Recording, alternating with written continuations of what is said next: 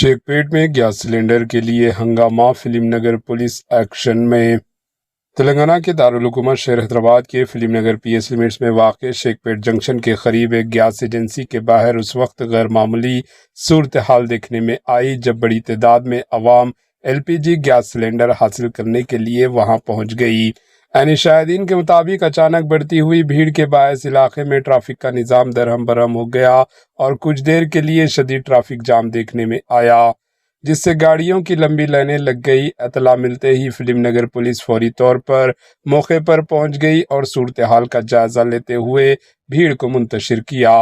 Police की बरवक्त कार्रवाई के बायस हालात को जल्द ही काबू में कर लिया गया और ट्रैफिक की रवानी बहाल हो गई।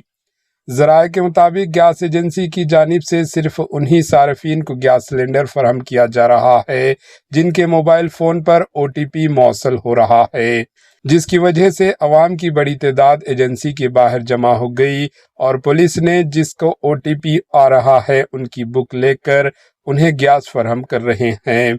इंतज़ामिया ने अवाम से अपील की है कि वो सब्र व तहम्मुल का मुजाहरा करें और गैर ज़रूरी भीड़ से ग्रेज करें। आइए देखते हैं एचएन न्यूज़ चैनल के नुमाइंदे यूसुफुद्दीन की ये रिपोर्ट।